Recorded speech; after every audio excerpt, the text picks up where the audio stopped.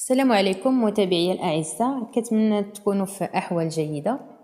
Donc في هذا الفيديو إن شاء الله on va faire une correction du premier contrôle dans la deuxième semestre qui concerne le système nerveux et le système musculaire. Donc نبداو على بركة الله. Donc le premier exercice, donc la première question, cochez par une croix la bonne réponse. Donc on a les centres nerveux sont donc soit les nerfs, soit les organes de sens, ou bien le cerveau et la moelle épinière. Donc on a la bonne réponse, c'est le cerveau et la moelle épinière. Deuxièmement, donc la fibre musculaire est reformant. Donc il est constitué soit d'un seul noyau, donc nawat wahida, deux noyaux ou bien plusieurs noyaux. Donc on a la cellule musculaire, elle est constituée de plusieurs noyaux. Passons aux deuxième question. Donc, répondez par vrai ou faux aux propositions suivantes. Donc, élasticité de muscles squelettiques est illimitée. C'est-à-dire, le morone ديال العضلة غير محدودة. Donc, la proposition est fausse car elle est limitée, donc محدودة. Le nerf rachidien est un nerf mixte. Donc, c'est un nerf sensitif et un nerf moteur. Donc la phrase, il est vraie. Troisièmement, le muscle triceps est situé sur la face antérieure du bras. C'est-à-dire, le muscle qui est في الجهة الأمامية للذراع. Donc, le triceps, il est dans la face postérieure, الورائية. Donc la phrase, il est fausse. Les récepteurs sensoriels se trouvent dans la peau, donc c'est une bonne réponse. Donc les corpuscules se trouvent dans la peau. Le document 1 représente un mouvement de flexion du bras chez l'homme. Donc donnez le nom correspondant à chaque numéro. Donc بالنسبة لرقم واحد هنا غادي نرقموا الأسماء ديال les muscles. Donc c'est le biceps, alors que deuxièmement c'est le triceps اللي كاين في الجهة الورائية ديال le bras. ثم quel est l'état du muscle 1 et 2 pendant ce mouvement? Donc كنعرفوا أنه on a deux types d'état, donc soit contracté ou bien relâché. Donc بما أننا عندنا mouvement de flexion كنلاحظوا أن le biceps هنا الشكل ديالو منتفخ. Donc, il est contracté, au contraire de triceps qui est relâché. Donc, ce sont des muscles antagonistes ou bien muta'arida. Finalement, donc, citer deux dangers menaçant le système musculaire. Donc, là, on a plusieurs dangers. On va citer quelques-uns. Donc, soit l'élongation musculaire, soit la déchirure musculaire ou bien les courbatures, etc. Donc, il suffit de donner deux exemples. La deuxième partie du raisonnement scientifique. Donc, la première exercice, il concerne le système musculaire. Dans le cadre d'études propriétés du muscle squelettique, on isole, un muscle puis on stimule avec une électrode. Donc, on a une stimulation par un électrode. Les résultats de l'expérience ont été représentés dans le document 1. Donc, on a une expérience avec son résultat. Donc, premièrement, indiquer le type de la stimulation utilisée dans cette expérience. Donc, بما أننا استعملنا une électrode, c'est-à-dire que c'est une stimulation ou bien excitation électrique. Si on utilise un produit chimique, donc on dit que c'est une stimulation chimique. Si on utilise une pince, on dit que c'est une stimulation mécanique. Deuxièmement, décrire un muscle contracté. Donc là, on observe que le muscle il a diminué de la longueur. Donc il a durci, c'est-à-dire يتصلب. ثم كذلك il se gonfle. Donc هنا يتضخم الحجم ديال بطن العضلة. Donc ça c'est un muscle en contracte ou bien en contraction. Donc il devient court,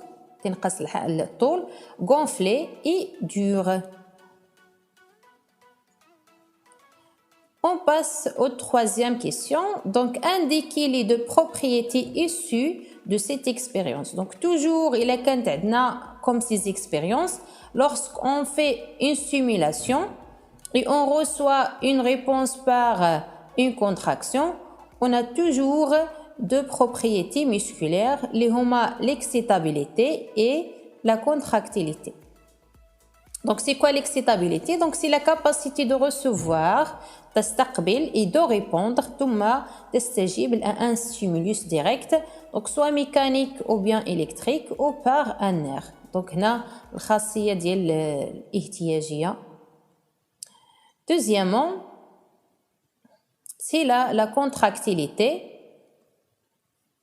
Donc, c'est la capacité de se contracter suite à une excitation efficace, c'est-à-dire être contracté. Quatrièmement et finalement dans cet exercice, donnez le rôle du muscle dans la motricité volontaire. Donc on sait tous que la motricité volontaire nécessite l'intervention du muscle, donc pour jouer le rôle d'un effecteur moteur qui réalise le mouvement. Donc quand on a le premier exercice qui concerne le système musculaire, on passe au dernier exercice, donc qui va étudier le mouvement involontaire. Donc pour déterminer les éléments impliqués dans la réalisation du mouvement et le trajet de l'influx nerveux, on réalise les expériences suivantes sur deux grenouilles. Donc on a la grenouille A qui est spinale et la grenouille B qui est spinale avec distraction de la moelle épinière. Donc, premièrement, définir une grenouille spinale. Donc, on sait tous que la grenouille spinale, c'est une grenouille sans cerveau. Donc, on a déjà détruit son cerveau. Donc, c'est une grenouille dont l'encéphale a été détruit, mais la moelle épinière laissée intacte, c'est-à-dire la moelle épinière. Deuxièmement, que représente l'acide dans cette expérience? Donc, là, on a utilisé l'acide pour stimuler la peau de la grenouille. Donc, excitation chimique ou bien stimulation chimique. Troisièmement, donc, que représente ce genre de réaction nerveuse chez la grenouille ou bien c'est quoi l'activité nerveuse enregistrée chez cette grenouille?